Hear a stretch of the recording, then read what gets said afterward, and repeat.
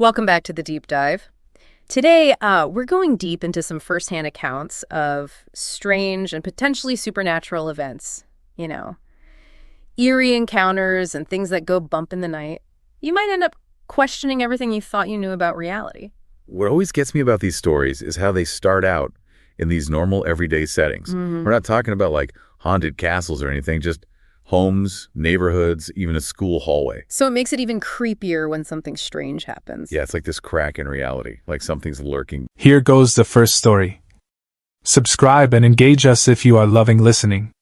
For the last few nights, we've been awoken by dogs barking. Last night, they were inside our home. The barking pierced the night again, slightly closer than the night before. It began each night around 2 a.m., seemingly from a small pack of dogs, and with each passing night, it grew closer. Struggling against the suffocating heaviness of sleep, I reluctantly slipped out of bed and moved to the window. Half expecting to see the eerie glow of eyes or menacing figures, I was instead met by the dark, impenetrable forest bordering our home. The trees, swayed by a gentle wind, cast ghost-like shadows in the moonlight. With a deep sigh, I closed the blinds, a shiver of unease crawling up my spine. Jen, stirred by the disturbance, sat up, her face etched with worry in the dim light. "The dogs again?" she asked, her voice heavy with sleep. "Yep," I replied, my annoyance tinged with an underlying dread. We had lived on this secluded property for nearly 20 years. Although our nearest neighbor was about 3 miles away, the place had always been a quiet haven.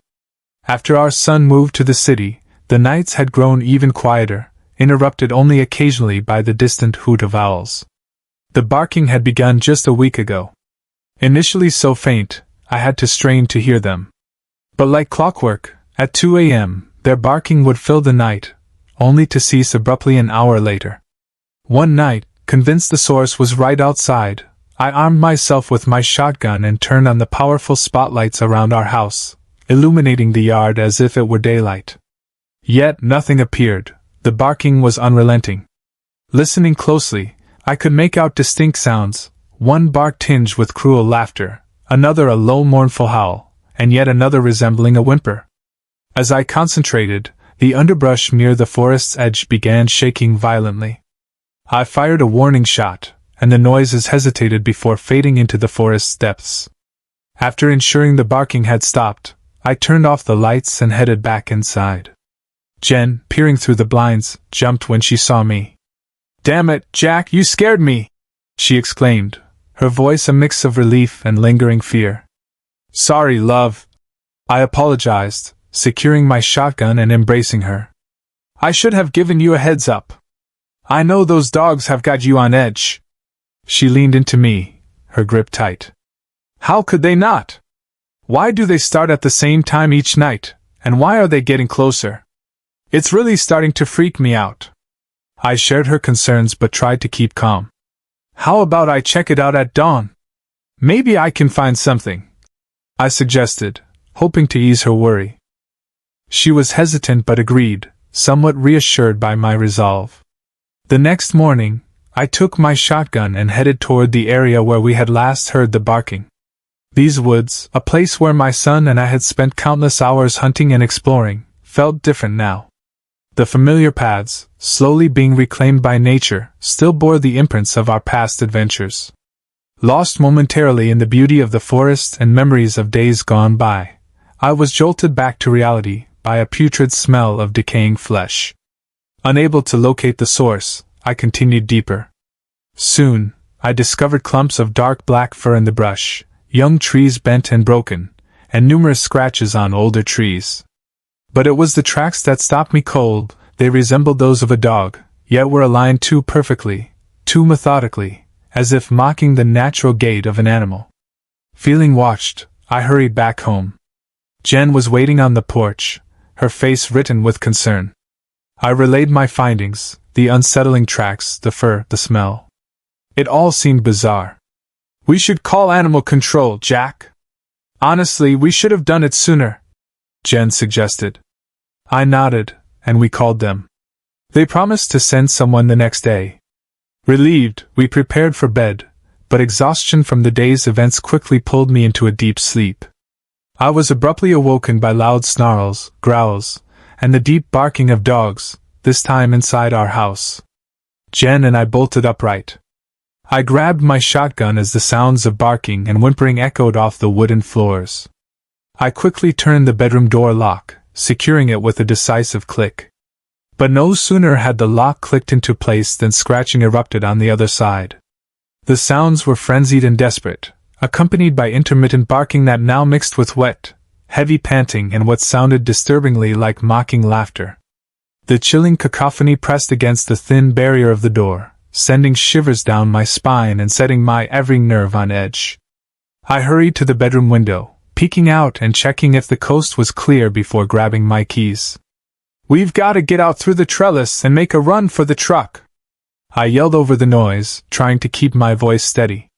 Jen, clearly terrified, nodded and climbed down the trellis first. I followed closely behind her. Just as I reached the bottom, a loud snap echoed from above. My heart raced, and I looked up instinctively towards our bedroom window. A dog's head peered down at us, silhouetted against the pale moonlight. Though unseen, its eyes felt as if they were boring into mine. We dashed to the truck, our feet pounding against the gravel. As we peeled away from the house, the sounds of barking faded. We drove silently until we reached a lone gas station miles from our home. Catching our breath, the reality of our escape began to sink in. Jen looked at me, her face pale, eyes wide with lingering fear. "What kind of dogs were those, Jack? How did they get into our house?" she asked, her voice trembling with the weight of unspoken horrors. As the events replayed in my mind, the sinister tracks, the grotesque silhouette of the dog head, and the chilling sounds behind the bedroom door, I realized the gravity of what we had witnessed. Do you know of any dogs that walk on two legs?" I asked slowly, the horror of the realization echoing in the silence that followed. Here goes the second story. I think I really have domovoy.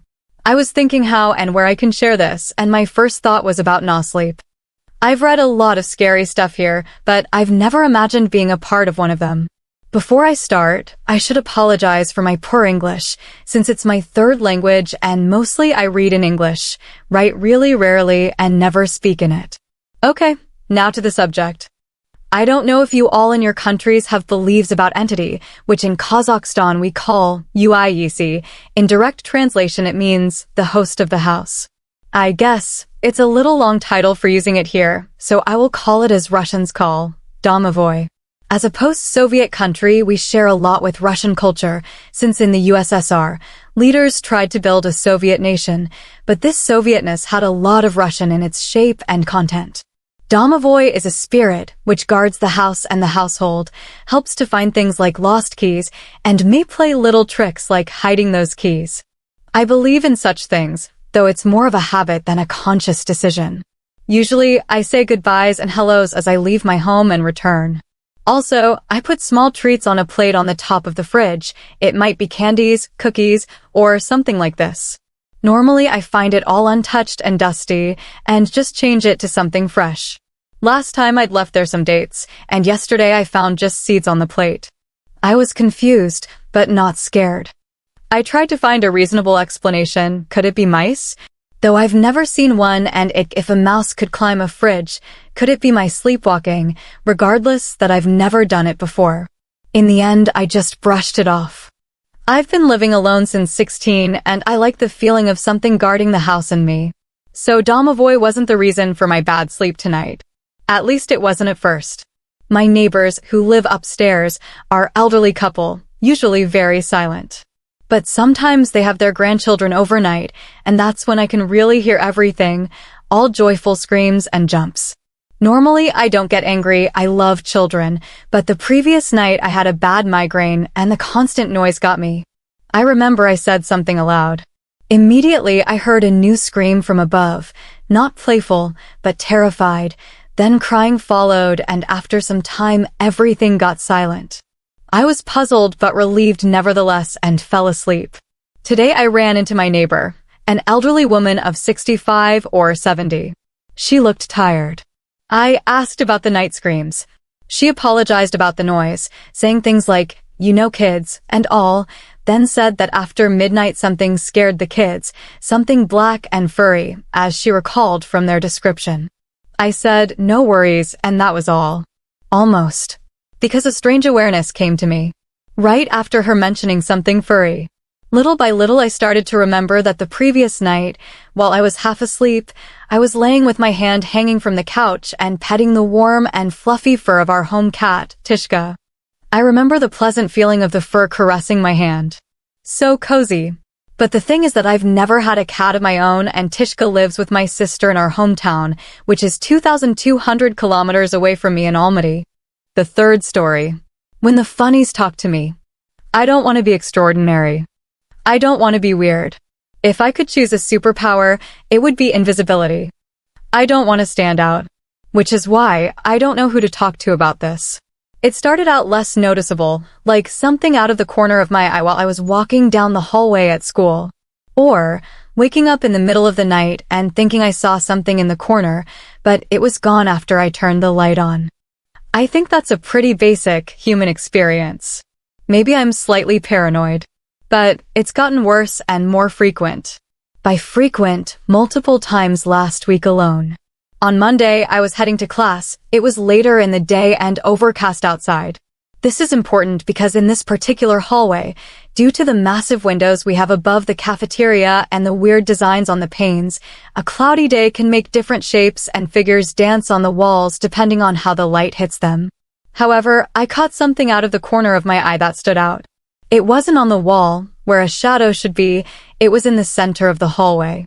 It was tall, taller than me, standing right at 6 foot, definitely a humanoid shape, but longer and ganglier than a human could possibly be. It had no face, no discernible features, and it stood there frozen, in the middle of the rushing students. Until I moved. Then, its faceless head followed me as I rounded the corner to class. It didn't actually follow me, though, and it was gone by the time class was over. No one else seemed to have noticed it. Tuesday was even more unsettling. Everything at school was fine that day. Grandma picked me up afterwards, but instead of going home, we were going to visit my uncle at his new house, which was near the school. Though for context, my school's kind of in the middle of nowhere. We began the drive, and the late evening sun shone bright orange in the windshield, which left us squinting as we continued onward. We were driving through orchards, and the trees cast long shadows down the road. It was actually quite pretty. Maybe I was more tired than I thought, or maybe my imagination played a trick on me, but all of a sudden, a clear-as-day man was in the middle of our lane as our car barreled towards him on the unmarked county road. He had orange plaid on, the color of the sunset we'd been watching, with blue jeans and leather boots. I could make out his dark hair and dark eyes as we got unimaginably close. "Grandma!" I screamed in horror as I braced for impact and witnessed our car plow through him, but then he was gone. No impact. No guy. Nothing. What? What happened? Grandma looked over to me frantically and did an outstanding job controlling the car despite her fanatical passenger. I just sat there, jaw open, and said, "There was a guy. I saw a guy. We were going to hit him." "What guy? Where?" she asked, genuinely concerned. "I don't know. He's gone." Or wasn't it real? But I saw him so clearly. Grandma didn't question me much further, and the rest of our ride was uneventful. Next was Wednesday night. I was well past when I should have been asleep for a school night, but I have an affinity for drawing, and the time between homework and falling asleep is the only time available to draw during the week. Knowing I was going to regret my choices in the morning, I slowly lifted my legs so that my cat would get the message to jump off my lap. I gathered all my pencils into their pouch and went to place them off to the side of my bed with my drawing pad when I noticed a dark shadow moving up the wall. A place where nothing in my room should have been causing a shadow. A sense of dread came over me, but I slowly followed the dark figure up from the awkward position of having my knees on the bed, half of myself hanging over the floor, one arm bracing myself and craning my neck to look above me. I couldn't have felt more vulnerable. The tall, thin shadow stretched to where the wall meets the ceiling, and it sprawled onto the ceiling itself. Looming directly above me were small, dimly lit, gray eyes. My frozen state was broken when, from the corner of my bed, my cat hissed, arching his back, and I saw he was looking directly at the eyes too. There was no mistaking it. I scooped him up and hopped to the other side of the bed and, much like a 5-year-old, hid under my blanket. I slowly peeked out and the figure was gone. My cat, having had enough of me, wriggled out and went back to his corner at the foot of my bed, his back to me, and seemed to have no worry about what had just happened. My heart remained racing, and I barely slept, but I tried to calm myself down because my cat was no longer afraid, so that thing must have been gone. Thursday was uneventful, but Friday morning was not. I woke up. I know I woke up. I sat up and turned my lamp on. I never wake up before my alarm, so I started to reach for my phone on the bedside table to see the time when it spoke. "I hate you." It was a deep, scratchy voice, and I couldn't move. My head faced straight forward, and the voice got right beside me, speaking into my right ear. "Louder now, I hate you." Almost hissing, it continued, "I hate you. I hate you. I hate you." A silent tear rolled down my cheek, and I silently prayed, "Leave me alone, in Jesus' name. Leave me alone, in Jesus' name." It was all I could think to do. Yelling now, the voice kept repeating itself, and I kept repeating myself, until all of a sudden it stopped. I leaped out of my skin when my alarm went off. I don't know why the blanket is my go-to, but I flung it over my head and darted my hand out to turn it off. Nothing bad happened. I slowly lowered the blanket, and it was just my bedside table, lamp, clock, and phone. I grabbed my phone and in one swift motion rolled to the other side of the bed. That's when I could hear my grandparents waking up. Before he headed to the shower, I could hear Grandpa mumbling that his alarm didn't go off. I'm never the first one awake, but this day I was. My cat's always in my room, but this morning he wasn't. Just me and the voice. Maybe it was a disembodied voice, or maybe it wasn't. I couldn't or wouldn't turn my head to see. I got ready for school, and the rest of the day was fine. I slept on the other side of the bed that night. I didn't even dare look at that lamp. Saturday morning, I needed to talk to someone, so I confided in my grandma about the morning prior. She didn't question it. Instead, she told me her story. Grandma said when she was a girl, she and her sister didn't have a room in the main house, but they stayed in a trailer beside the house. Next to Grandma's bed was a little hole in the wall. At night, after I could hear my sister's snoring begin from across the room, Grandma recounted, the funnies would talk to me. I don't remember what they said now, it's been too long. Their voices came from the hole, and I never answered them. They just talked to me every night. I was afraid at first, but they didn't do anything bad to me. I named them the funnies to make it less scary. Maybe they told me jokes? Who knows? I didn't tell anyone about them either. I was young, and it was just what happened. Grandma and I talked more that day, and I at least didn't feel as alone. But my funny doesn't seem so peaceful.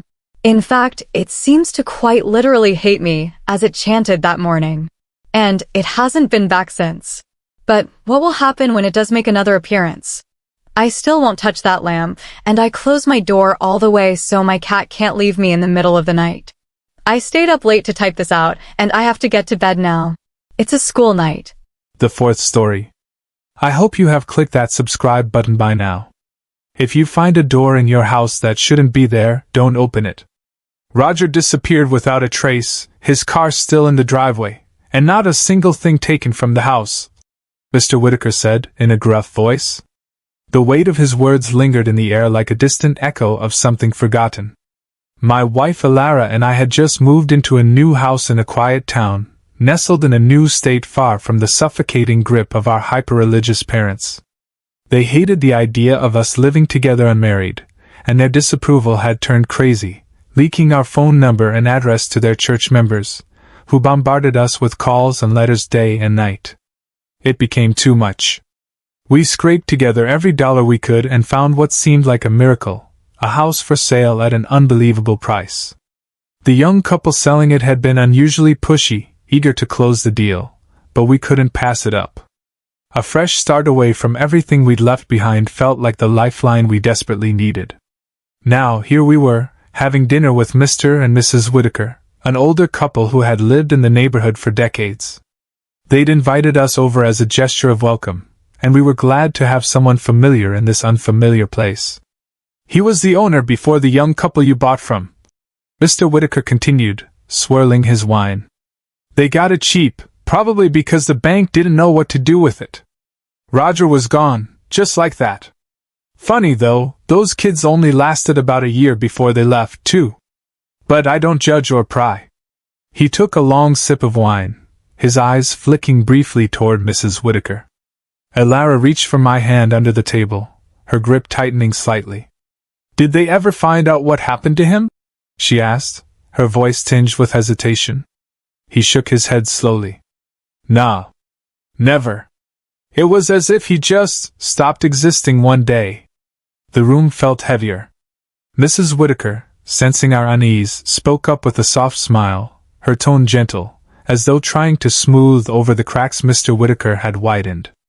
Oh, love, don't let him scare you. Roger was a strange man, always kept to himself. It's a big world out there. He probably just went back to his hometown or started over somewhere else. Nothing ever happens here. It's a beautiful, quiet town. Their words stayed with us long after we left that evening, even as we thanked them for their hospitality. It was comforting to know someone nearby, but the story lingered in my mind. As the days passed, we settled further into the house, falling deeper in love with its quirks and the freedom it represented. It was the clean slate we had dreamed of.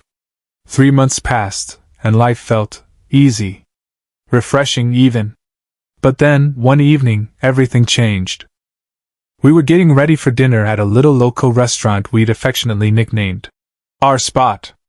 I was rifling through the clothes in our bedroom closet, searching for something decent to wear, when I noticed it. A small, faded, pale blue door, no taller than 4 feet, stood behind the hanging jackets as though it had always been there. Its wood was worn and cracked, its paint peeling to reveal darker, older layers beneath. My hands froze mid-motion. Time seemed to stall as I stared at it, my mind grappling with the sheer impossibility of its presence. Elara! I called louder than I intended. Baby, come here!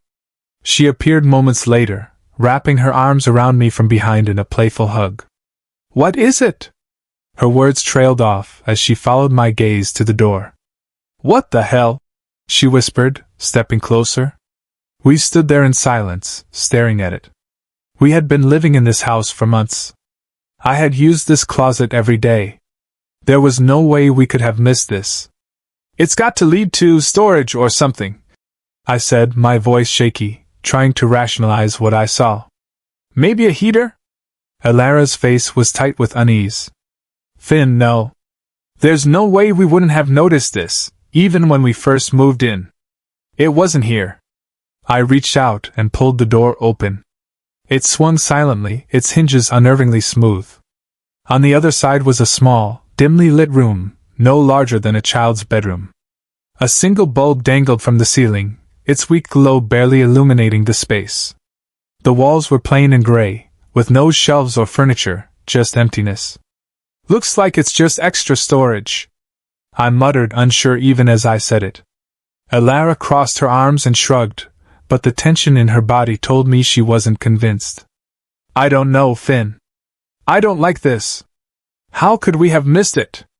We didn't know what to make of it, but as the days passed, it became easier to ignore. The door was just there, a strange, inexplicable feature of the house we tried to dismiss. But a week later, everything changed again.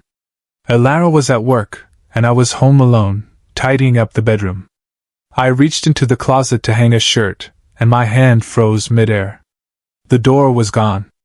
Instead, the wall behind the clothes was smooth and beige, as though the door had never existed. My heart raced as I pushed the clothes aside, running my hands over the surface. Where is it? I whispered to myself, knocking against the wall in disbelief. The absence of the door felt more unnatural than its presence had. By the time Elara got home, I had turned to the only thing I could rely on, beer. When she walked through the door, I sat in the kitchen, nursing my third one. Tough day? she teased, dropping her bag by the counter. You wouldn't believe me if I told you, I mumbled, shaking my head. I just have to show you. As I led her down the hallway to our bedroom, her face softened, and curiosity flickered in her expression. But as we reached the middle of the hallway, we both froze. There it was again, the pale blue door, standing where it absolutely should not have been. Its faded paint and cracked wood seemed to mock us. We exchanged a look, a shared moment of disbelief that we couldn't put into words.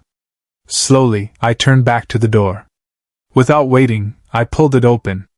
This time, the door revealed a small study. An old wooden desk sat at the center, a single candle on top casting flickering shadows across the walls. Above, a narrow staircase spiraled upward, lined with bookshelves crammed with hundreds of dusty volumes. Holy! Alara began. Shit! I finished. We stood at the threshold, too curious to leave despite our confusion. The room exuded an eerie beauty. The desk, scratched and weathered by time, seemed to whisper stories of the past. The candle's light danced across the room, casting an inviting yet mysterious glow that beckoned us further inside. We were bookworms through and through, and whatever questions we had about the door and its impossibility faded as our love for text took over. Without hesitation, we moved to the shelves, fingers trailing across the worn spines of novels and tomes. The books were familiar yet different. I pulled out a copy of The Return of the King, the final volume of the Lord of the Rings trilogy, and flipped to the ending, eager to relive one of my favorite climactic moments. But instead of Frodo's triumphant destruction of the ring, I found a dark twist, Sauron reclaiming it, plunging Middle-earth into eternal darkness under his reign. My breath caught in my throat. Alara, these endings. They're not right. She glanced up from a worn copy of Alice's Adventures in Wonderland, her brow furrowed. You're kidding, she said, though her tone betrayed her disbelief. She flipped through the book, her face growing more unsettled as she read. In this version, Alice never returned home. Instead, she became trapped in Wonderland, the once whimsical world turning dark and cruel as she realized she was part of an endless nightmare. It wasn't just those books. To Kill a Mockingbird ended with the town succumbing to its worst instincts, Atticus ostracized, Scout left alone in a place consumed by hate.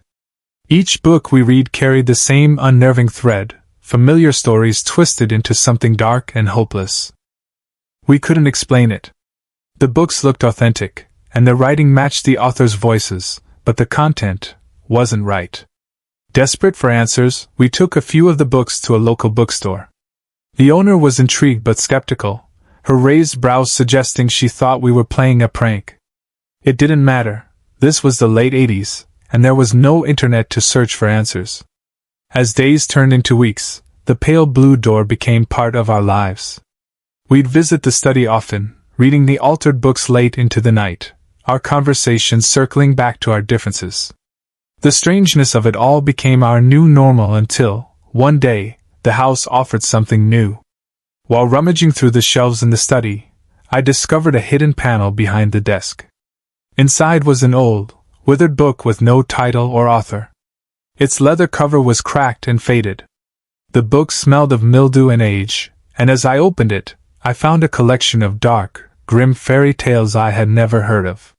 One story stood out, its words lingering in my mind like a faint echo. That night, as we lay in bed, I read it to Alara. In a realm where reality's edges softly fray, a hidden sanctum veiled by twilight exists. Here, the waters, clear as mirrors, do not reflect the heavens but a void teeming with whispering stars. Light and darkness perform a delicate ballet of shadows and luminescence, revealing and obscuring truths. Spinning from unseen energies, this domain fluctuates between tranquility and a silent prison, resonating with the cosmic whispers of those drawn to explore its mysteries. The grand observatory above once pierced the celestial veil, its lens aligning mortal fates with the arcane dance of stars and shadowed voids. Below, the mirrors do more than reflect, they capture the very essence of those who dare gaze into them, holding echoes of souls adrift in time and space. As the sanctuary breathes with the quiet sighs of ancient walls, it watches with an unblinking, omniscient gaze. Hidden in the empty spaces, A ravenous entity feeds on the hushed fears and secret desires of those ensnared by its ancient allure. Elara stared at me with wide eyes as I jotted the words down on a scrap of paper. "What do you think it means?" she whispered. "I don't know," I admitted. "I don't know what any of this means. Do you think we should tell someone?" She hesitated, then suggested, "The Whitakers? Maybe they'll believe us. Or at least see it with their own eyes." It was a good idea. The following weekend, we invited the Whitakers over for dinner. After a pleasant meal, we gave them a tour of the house, steering them toward the hallway where the door was. Elara and I exchanged a nervous glance as we approached. But when we turned the corner, we froze. The door wasn't there. All we saw was the plain beige wall, unremarkable and innocuous. Elara and I tried to mask our shock, plastering on fake smiles as the Whitakers complimented the house. After they left, though, we were at a loss. "The house," Elara whispered, her voice trembling. "It's messing with us." We stayed up late that night, arguing over what to do. Were we going crazy? Was the house truly supernatural? Should we leave? But even as the fear grew, we couldn't deny the house hadn't harmed us. Not yet. Our argument was cut short by a sound, a distorted creak, like a door opening through static. It echoed faintly from the living room. We walked in cautiously, and there it was again. The pale blue door.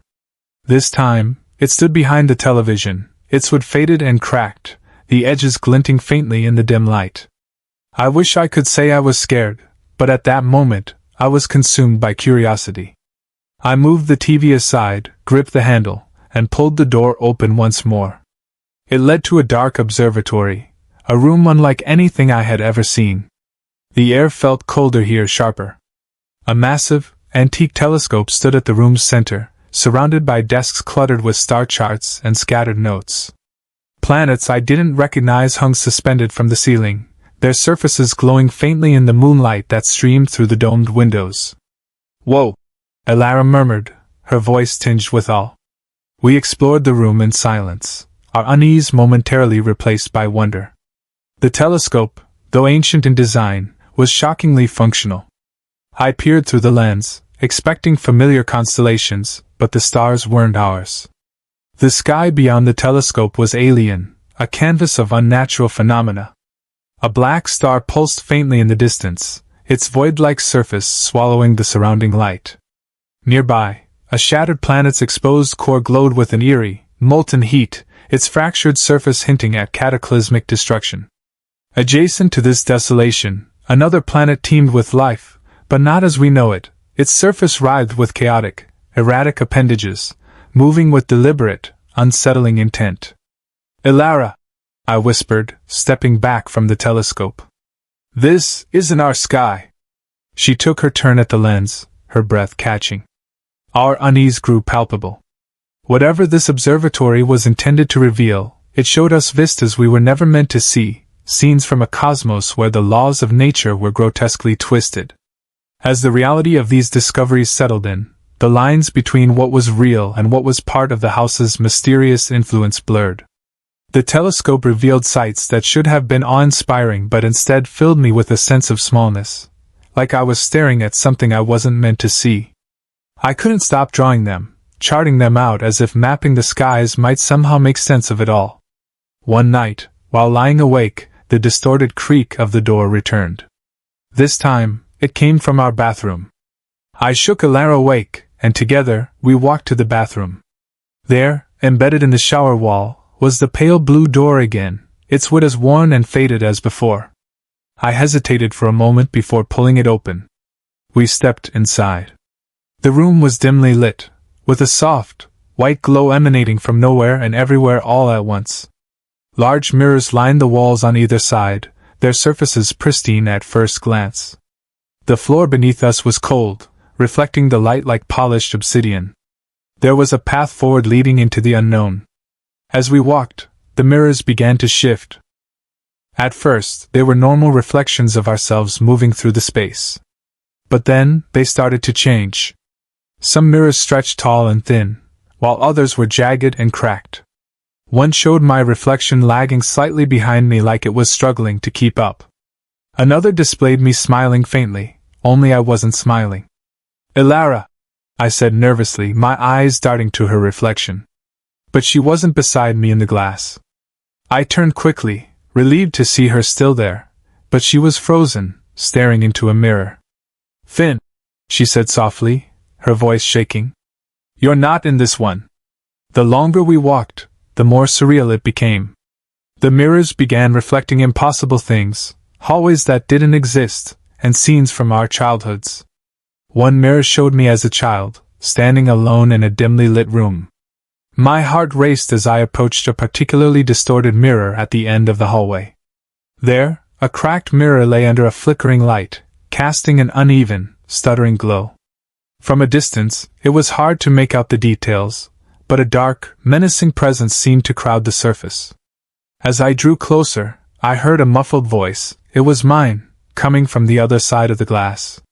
My own reflection was pressing its face against the mirror, sobbing uncontrollably. "You've got to help us!" it sobbed, its voice muffled yet unmistakably my own. "Elara, are you seeing this?" I said, not taking my eyes off the reflection. When she didn't respond, I turned to her. She was transfixed by a mirror where her own reflection crouched in the fetal position. "We're trapped in here," her reflection whispered. "It won't let us out." The air grew heavy and thick with an overwhelming sense of dread. As we backed away, the mirrors around us began to shift again. The reflections weren't ours anymore. They cried, their sobs filling the room, then laughed, a chilling, hollow sound that echoed endlessly. And then silence. That's when the lights began to go out, one by one, starting from the far end of the hallway. "Run!" I shouted, grabbing Elara's hand. We bolted back toward the door, the darkness chasing us, swallowing the mirrors and the path behind us. The sound of shattering glass filled the air, though nothing broke. We stumbled through the door and slammed it shut, gasping for air. "What the fuck is with this house?" I said between breaths. "I don't know," Elara said, her voice trembling. "But I'm starting not to like it. That was too much." The pale blue door stayed in the bathroom for weeks after that. We avoided it by using the guest bathroom instead. It became a symbol of unease, a thing neither of us wanted to confront. The house felt different now, less like a curiosity and more like a trap. We talked about selling it, about leaving everything behind, but we always stopped short of actually making plans. A part of us didn't want to admit how deeply the house had gotten under our skin. One day, as I was hanging up clothes in our bedroom closet, I froze. There it was again, the pale blue door, standing exactly where we'd first found it. I called for Elara, and she joined me, her expression mirroring my own apprehension. "What do you think it leads to this time?" I asked. "Are you serious?" she replied. "It could be anything. A twisted garden, another world, maybe a theater showing some warped version of movies we love. Who knows? Should we open it?" I asked, my voice barely a whisper. Elara bit her lip, her curiosity warring with her fear. I could see it in her eyes. She wanted to know as much as I did. "Maybe just a peek," she said finally. I nodded and pulled the door open. It swung silently, as it always did. The room beyond was eerily reminiscent of the first room we had found, but this time, there was no ceiling, no walls. The single light bulb lay on the ground, casting a faint, lonely glow. The floor beneath us was like glass, perfectly smooth and reflective. As I stepped inside, the sound of my footsteps broke the silence. Splish. Slosh. Plop. It was like stepping on a shallow puddle, though no water clung to my shoes. Elara followed me, and together, we walked into the void. The vibrations from our steps rippled outward, distorting our reflections on the floor. We walked for what felt like hours, the light from the bulb growing fainter with each step. Our curiosity outweighed our fear, and we decided to return the next day better prepared. We planned to tie a rope to an anchor in the closet and bring a flashlight to see how far we could go. The next day, we hooked up the rope and ventured further into the abyss, holding each other's hands. The flashlight wasn't much use, but it gave us a small sense of security as we continued deeper. Every now and then, we looked back to see the dwindling light from the door, a tiny beacon in the vast darkness. Splish. Slosh. Plop. The sound of our steps on the wet-sounding floor filled the void. I shook my head, trying to catch my breath, but before I could respond to Alara's inquiry about the size of this place, I turned back toward the door. My heart stopped. The light spilling from the doorway was dimming, shrinking until it vanished completely. The sound of the door closing echoed like a gunshot in the silent expanse, leaving my ears ringing. I froze, paralyzed by fear. Then, without warning, the bulb shattered. Glass sprayed across the floor, plunging us into complete darkness. My flashlight flickered once before dying, leaving only the sound of our ragged breathing to fill the void. Then, behind us came a sound. It moved slowly, wetly, like something dragging itself through thick, viscous mud. The squelch of movement sent a chill up my spine, and just as the noise ceased, a deafening splash echoed as though something massive had dropped into the water. Squelch. Slosh. Plop. "Ilara, run!" I screamed, grabbing her hand. The air behind us grew warmer and more stifling, a sign that something was rapidly closing the distance. We ran, following the rope as best we could. The faint tremors beneath our feet were the only reassurance that we were moving in the right direction. My mind raced, and panic blinded me to everything except the desperate need to escape. The splashing grew erratic and violent, as did whatever it was gained on us. "Jesus Christ, keep going, Ilara!" I screamed, my throat raw. The rope snapped, leaving us directionless momentarily, but we stumbled forward. Then, finally, we slammed into the door. We pushed it open and spilled into the closet. I threw my body weight against the door, desperate to close it, but it wouldn't budge. Something on the other side was pushing back, clawing, fighting to keep it open.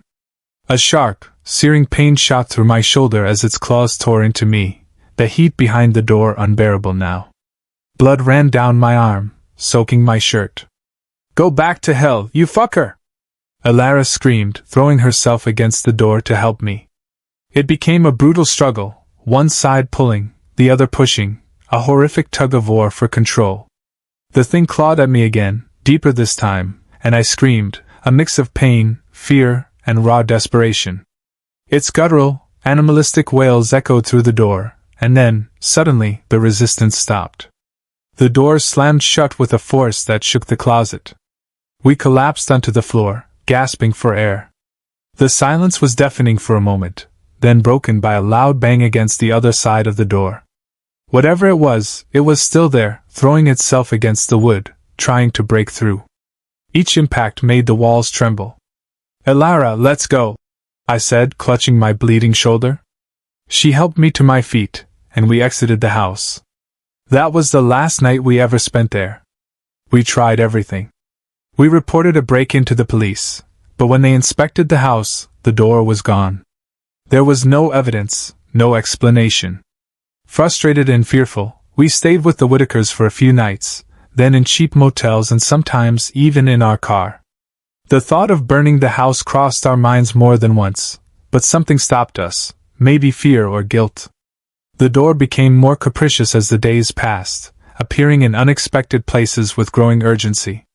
It would show up under our bed, on the ceiling, behind mirrors, initially quiet with faint knocking that escalated into loud, desperate banging.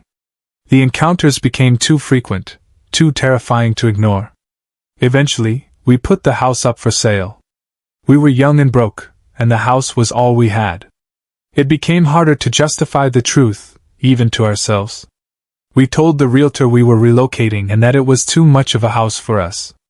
And when the offer came, a young couple with a little girl no older than 6, we accepted. As we emptied the house, the door appeared less and less. The banging and the faint knocking all stopped as we packed. But even as we drove away, I couldn't shake the feeling that it was watching us go. That was years ago. Ilara doesn't talk about it anymore, but it never left me. I've carried the weight of what we did and left behind. A few months ago, I looked up the address on Google Earth. The house is still standing. In the street view image, there's a family unloading boxes. A man and woman, smiling, with 2 kids playing in the yard. If you ever stumble upon a door that seems out of place, a door that leads to realms beyond the grasp of your understanding, to dimensions that twist and shatter reality, don't open it. Some doors are not meant to be opened. Now for the final story. A skinwalker has been stalking me. I live in Minnesota. Not a lot of interesting things happen here. I'm aware that I'm not supposed to talk about this, but I need to get this out so others know what to do if one of these creatures start hunting them. It happened around last March. I was behind my house where a small playground is located. It was around 9 p.m., and I was bored, so I was on the swing for around an hour, listening to music. After a while, I got off the swing and looked behind me. I saw something across the field and under the trail light. It was tall, way too tall, around 8 feet tall. After I went to the light the next day and measured it. Even though this thing was far away from me, like around 70 feet away, I could see it clearly. Its skin was disgustingly pale, and was far too tight, ripping at the joints and squeezing onto the body. Its smile, it was a real one, it was trying to imitate a smile, it was twisted and sickening, the teeth a mix of animal and human, way too many to fit in its mouth. I could barely see its eyes. I couldn't tell what color they were, but they were glowing from the trail light. I immediately teared up once I processed what this thing was. I refused to look away from it. I slowly backed up, keeping my eyes on it. I slowly opened the gate to my backyard and shut it as quietly as possible. I slowly walked up the steps to the back door, and didn't look away until the back door was shut and locked. I quickly went to my mother's room to just hang out with her and calm down. But I didn't tell her about what I saw. She doesn't believe in these creatures. Later that night, I was on the phone with my friends, when I heard a tapping on my window. It was a rhythmic sound, not random like a bird or a bush hitting it. He immediately started crying. This was before I knew what to do. I quickly told my friends what was happening as the tapping moved from the window to the wall beside the window. My bedroom is in the basement, so my window is against the ground. My cat immediately went to the wall where the tapping was and wouldn't get away from it. I called my stepdad, crying that there was someone outside my window. I refused to look though, I was so terrified. My stepdad quickly went outside to see who the hell was outside and made me so terrified. When he came back, he told me there was nothing and that my imagination was probably playing tricks on me. I didn't sleep that night. After a few weeks, I was at my biological dad's house. I told him what happened, and he immediately became terrified for me. He understands these creatures all too well. He told me what to do and what not to do if it tries to get to me. Once I was back at home, I was on the phone again. It was around 11 at night, and I went upstairs to feed my cat. I then looked outside and saw something, a deer. He watched it for a moment before realizing it wasn't a deer. It was the thing. Wearing a deer's skin, it was melted onto its body and covered in blood. I could see the pale arms under the hives blending in with the snow. I panicked and told my friends what was happening. I ran to my bathroom and locked myself inside. I called my dad and told him what happened. He quickly told me to yell, "In the name of Christ I command you to stop." He explained to me that Christ was a command and a kind of power, not a person. Me and my father are agnostic, so this makes sense to us. I screamed and cried, "In the name of Christ I command you to stop." I stayed in there for an hour while my boyfriend tried to calm me down on the phone. My dad had gone to the woods and screamed into them and at the creature, demanding it leaves me alone. After an hour, my boyfriend convinced me that I was safe. It's the best way to protect myself from these things. I eventually went back to my room and fell asleep while drawing. I haven't had another experience with it yet, but since I talked about it, I'm sure I'll unfortunately see it soon. If you're loving listening to us so far, subscribe, like, and rate us. Also follow us across our other podcast platforms on our bio. Thanks. Let's get into the summary for those of us who missed out in some parts of the stories. Beneath the surface. All right, let's just dive right into our first story. It's called, "For the last few nights, we've been awoken by dogs barking. Last night, they were inside our home. This couple, Jack and Alara, keep hearing this mysterious barking outside their house every night. And every night, the barking gets closer and closer to their house. And it's like a really secluded house, too. Oh, yeah, that slow build of tension. It's a classic horror trope for sure. But it really works, you know? It really plays on that primal fear of the unknown. Right. Something dangerous coming closer and closer. It's like when you're alone in the dark and every little sound makes you jump. Totally. Your senses are heightened. Every rustle and whisper seems like a threat. Exactly. So Jack grabs his shotgun and decides to check it out. You know, he's like, I'm going to catch these dogs in the act. He turns on all the spotlights. But there's nothing there, just the barking. Oh, I bet that's creepy. You feel like you're being watched, but you're all alone. And then to make it even creepier, the next morning, he finds these strange tracks in the woods. Tracks? Yeah, they look like dog prints, but they're like perfectly aligned.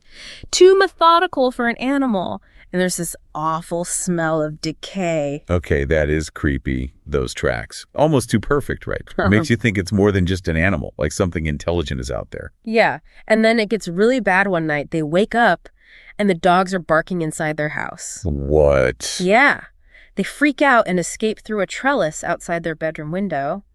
And as they're climbing down, Jack looks up and sees something at the window that really freaks him out. I bet. Talk about violating your safe space. Your house is supposed to be your sanctuary. Right. And to have something invade it like that, it's terrifying. And then as they are driving away, Jack asks Alara the creepiest question. Do you know of any dogs that walk on two legs? Whoa. That sends chills down my spine. It makes you think, what did he see? Right. Was it just a pack of feral dogs acting strangely, or was it something else? Something more sinister? I don't know. What do you think? It's hard to say. Now, our next story takes us to Kazakhstan. This woman who lives alone starts experiencing these strange events, and she thinks it might be a house spirit known as a domovoy. Oh, the domovoy. Yeah. A fascinating creature in Slavic folklore. They're like guardian spirits, protectors of the home and family. I didn't know that. But they can also be a little mischievous, even menacing if they're not treated with respect. So, in this story, the narrator starts noticing little things out of place. Like, she'll leave some dates on top of the fridge for the domovoy. You know, like a treat. And then later, she'll find only the seeds. Like, how did that happen? Oh, wow. Maybe mice? But she's never seen any mice in her apartment. It's always those little things, isn't it, that make you start to question what's going on? Yeah. Like, you try to come up with a logical explanation, but sometimes those explanations just don't fit. Right. And then one night, things get really scary. She hears her neighbor's grandchildren screaming in the middle of the night. They were terrified of something. And the neighbor later tells her the kids saw something black and furry. Black and furry. It's so vague. Yeah. But so creepy. Your mind just starts filling in the blanks. Right. And then the narrator suddenly has this vivid memory of petting her cat. But her cat lives hundreds of miles away with her sister. What? Yeah, it's like a weird dream or something. That's so strange. Maybe it's connected to the domovoy somehow. Maybe. Or maybe it's something else entirely. It's hard to say. Yeah. But it definitely makes you think. So is the domovoy trying to protect her by scaring away the children? Or is it something more sinister? Like it's trying to communicate, but in this really cryptic, unsettling way. It's definitely creepy. It is. And sometimes the most unsettling stories are the ones that leave us with more questions than answers. They make us question our own beliefs. Absolutely. What we think is possible. And what might be lurking just beyond our perception. Okay. Now our next story takes a totally different approach. It's called When the Funnies Talk to Me. It starts with those little things that a lot of us might have experienced, like seeing things out of the corner of your eye, or shadows that disappear when you look directly at them. But then it escalates into something much more disturbing. Oh, I hate that feeling, like you're losing your grip on reality. Yeah. And the line between what's real and what's imagined starts to blur. So the narrator starts seeing things more often. Like one day, she sees this tall, faceless figure just standing in the middle of the hallway at school. I know. And then later, she almost hits a man in orange plaid with her car. Oh my gosh. But he vanishes right before impact. Like he was never there. It's so creepy. It makes you think about all the things we might not be able to see. And it gets worse. One night, she sees a shadowy figure with glowing eyes standing over her bed. No way. And her cat sees it too. That's even creepier. Like it's not just in her head. Yeah, it's really unsettling. And then what? Oh, it gets even worse than that. One morning, she wakes up and she hears a voice whispering in her ear, "I hate you," over and over again, louder and more menacing each time. Oh, that's terrifying. To have a voice invade your personal space like that. It It's is. like a violation of your innermost thoughts. So she finally tells her grandmother about all this, and you know what her grandmother does? What? She tells her about how voices used to talk to her through a hole in the wall. She called them the funnies. Really? Yeah. It's amazing how some people just accept these things. Yeah. Like it's just a normal part of life. Yeah. Makes you wonder if maybe our fear makes us more susceptible to these experiences. Yeah, maybe if we were more open to the possibility of the supernatural, it wouldn't be so scary. That's a fascinating thought. Okay. Are you ready for our final story? Hit me with it. This one is a real wild ride. It's called If You Find a Door in Your House That Shouldn't Be There, Don't Open It. It's about this couple, Finn and Alara. They find a mysterious blue door in their new house. A house with a bit of a dark history, by the way. Ooh, the haunted house trope. Always a classic. Yeah. But what's the twist with this one? Well, they're not forced into the situation. It's their curiosity that draws them to the door. Oh, I see. They want to know what's behind it. Exactly. Yeah. They moved into this house to get away from their families, hoping for a fresh start, but they ended up finding something much more unsettling. That's always how it goes, isn't it? Right. So they find this small, pale blue door in their bedroom closet. In a closet. Yeah. It just appears one day. And the first time they open it, it leads to an empty room. Empty. That's almost creepier than finding something, isn't it? Right. Like what's supposed to be there? And then the door just disappears. Whoa. Yeah. That would mess with your head. I know. But then it reappears, this time in the middle of the hallway. And it leads to a secret study filled with all these books. Sounds like a dream come true for a bookworm. Yeah, but here's the catch. The books are all messed up versions of familiar stories with like bleak and unsettling endings. Oh, no. Like the house is twisting reality. Exactly. And it keeps offering them these glimpses into other worlds. Like one time the door leads to an observatory showing an alien sky. What? Yeah, and then another time it leads to a mirror room with distorted reflections. That's so trippy. I know, right? It's like the house is testing them. Yeah. Tempting them to go further. And eventually they do go further. They find the door again, and this time it leads to an endless void. A void. Yeah, like complete nothingness. That's scary. I know. So they tie a rope to themselves and venture into the void, but the door slams shut behind them. Oh no. And they hear something moving towards them in the darkness. Something wet and heavy. This is terrifying. They barely make it back to the door, with something trying to claw its way in. Oh my gosh. Finn gets injured, but they manage to slam the door shut, and they get out of the house as fast as they can. I bet. That's a close call. They sell the house. Yeah. And don't tell the new owners anything about the door. But years later, Finn looks up the house online and sees a new family moving in, completely oblivious to what's lurking inside. That's chilling. It makes you wonder how many other houses out there have secrets like that. Right. Doors that lead to who knows where. And some things are best left undisturbed. Now, our final story for tonight takes us to the quiet landscapes of Minnesota. It's called A Skinwalker Has Been Stalking Me. And it's a chilling tale of an encounter with a creature straight out of Navajo folklore. The Skinwalker. Yeah. That's some seriously scary stuff. Yeah. It's not just a monster. It represents something much darker, like a perversion of the natural order. Right. So the narrator is at a playground behind her house when she sees this tall, thin figure with really pale skin and a creepy smile. And get this, its skin is stretched way too tight, like it's about to burst out of it. Ugh, that's disturbing. It's like it's wearing someone else's skin, but it doesn't quite fit. I know, it's really creepy. Later that night, she hears tapping on her bedroom window, which is in the basement. Oh, no. And the tapping starts moving to the wall. Her cat freaks out, like it can sense something evil. Animals always know, don't they? It's like they can see things we can't. Her stepdad goes outside to check it out, but he doesn't find anything. Then a few weeks later, she sees the creature again. This time, it's wearing the skin of a deer, but you can still see its pale arms underneath. That's so messed up to use the skin of an animal like that. I know, it's really disturbing. So her father, who seems to know about skinwalkers, tells her to say the name of Christ. Really? Yeah, he says it's not necessarily about religion, but more like a command, a source of power to repel the creature. That's interesting. Like the power of belief can actually ward off evil. And it seems to work. She hasn't seen the skinwalker since, but she knows it's still out there somewhere. Lurking in the shadows, waiting for its chance to strike. That's what makes it so scary. Yeah, the threat is never really gone. Just dormant. It makes you think twice about what might be hiding in the dark. So what does this all mean for you guys listening at home? We've explored all these different stories, from the barking dogs to the whispering voices, from the house spirit to the skinwalker. Whether you believe them or not, they make you think about the nature of reality, don't they? Absolutely. The boundaries of perception.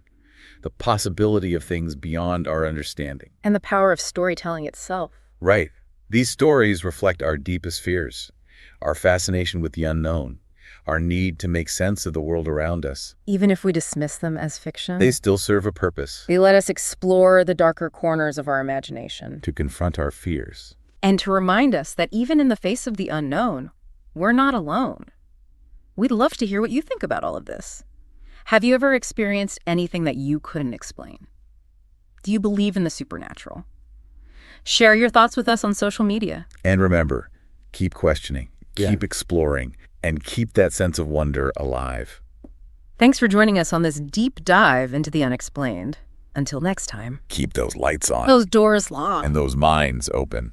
You know, it's interesting how these stories play on that fear of the unknown. But our next story takes a different approach. It's called When the Funnies Talk to Me. It starts with these everyday experiences that many of us might just brush off, seeing things out of the corner of our eye, fleeting shadows, but then it gradually becomes something much more disturbing. It's like the narrator is slowly losing their grip on reality. Yeah. Those fleeting glimpses and shadows, they start to happen more and more until you don't know what's real and what's not. Exactly. And then she sees this tall, faceless figure just frozen there in the middle of a crowded school hallway. Yeah. And later on, she almost hits a man in orange plaid with your car, but he just vanishes right before impact. Like he was never even there. It's like she's slipping between realities or something. It really makes you think, you know? Yeah. Like what if we're only seeing a small fraction of what's really out there?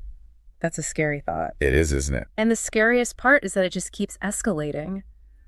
One night, she sees this shadowy figure with glowing eyes looming over her bed, No way. and her cat reacts to it too. Oh, that's even creepier. It means it's not just in her head, right? Exactly. Something is actually there. Makes my skin crawl just thinking about it. And then, the ultimate invasion of her personal space. She wakes up one morning to a voice whispering in her ear, saying, "I hate you," over and over again, louder each time. Oh, that's terrifying. Yeah. To have a voice inside your head like that? It's like it's coming from inside her own mind. A total violation. But here's the interesting thing. When she tells her grandmother about it, her grandmother doesn't dismiss it at all. She actually shares her own story about voices she used to hear, talking to her through a hole in the wall. She called them the funnies. Wow. That's a pretty casual way to talk about something so creepy. Yeah, it's almost like her grandmother accepts these things as just a part of life.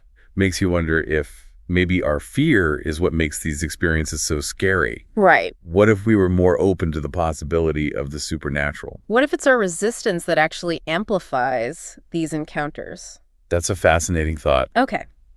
Now get ready for our final story. This one is a wild ride. It's called If You Find a Door in Your House That Shouldn't Be There, Don't Open It.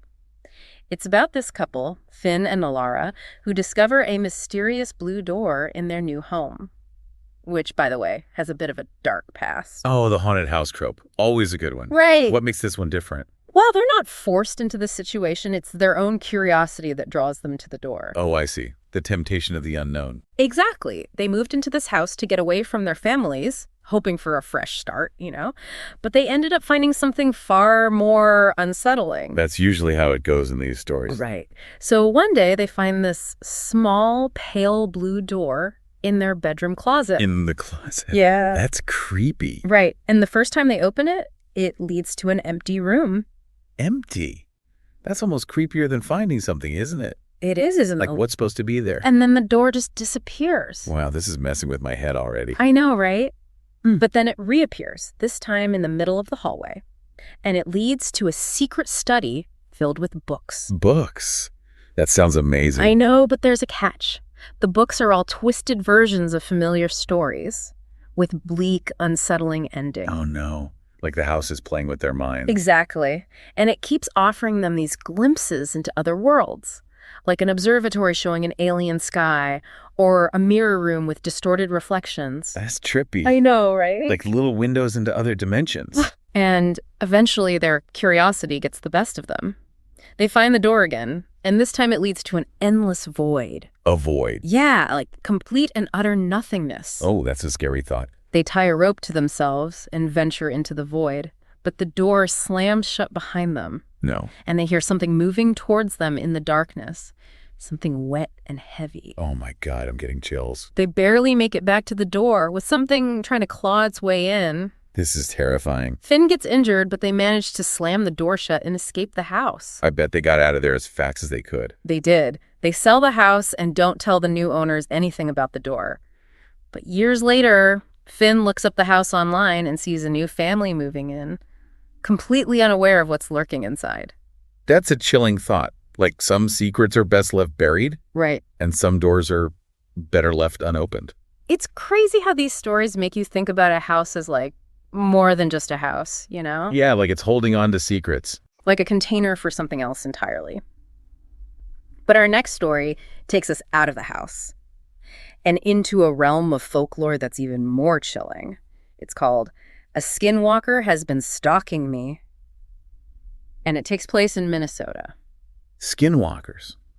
That's some serious stuff. Yeah. They're not just like any other monster, you know. They represent something way darker. Right. Like a corruption of sacred knowledge, a twisting of the natural order. So in this story, the narrator's first encounter is absolutely terrifying. She's at a playground behind her house, and she sees this tall, grotesquely thin figure with super pale skin and this twisted smile.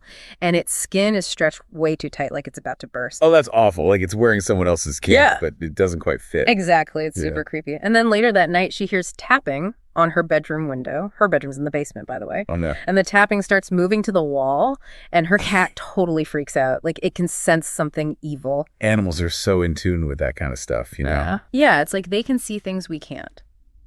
So her stepdad goes outside to investigate, but he doesn't find anything. And then a few weeks later, she sees the creature again. This time, it's wearing the skin of a deer. Oh, God, that's messed up. Right. Using the skin of an animal like that. It's like a mockery of life. So her father, who seems to know a thing or two about skinwalkers, tells her to invoke the name of Christ. Really? Yeah.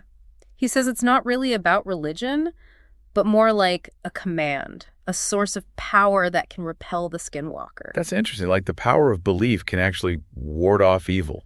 And it seems to work because she hasn't seen the creature since. But she knows it's still out there somewhere, Lurking in the shadows. waiting for its chance to strike again. It's that lingering dread that makes this story so effective. Yeah, it's like the threat is never really gone. Just dormant. Waiting for the right moment to resurface. So what do you think about all these stories? We've heard about eerie barking dogs, mysterious voices, a mischievous house spirit, and a terrifying skinwalker. Whether you believe them or not, they definitely make you think about the world a little differently, don't they? They do. They really do. They make you question what's real and what's not. They challenge our perception of reality. And the possibility of things beyond our understanding. What I find really interesting is the power of storytelling itself. Yeah, it's fascinating. These stories, passed down through generations, they tap into our deepest fears and anxieties, our fascination with the unknown. And our need to make sense of the world around us. Even if we dismiss them as just stories, they still serve a purpose, right? Absolutely. They let us explore the darker side of our imagination Confront our fears.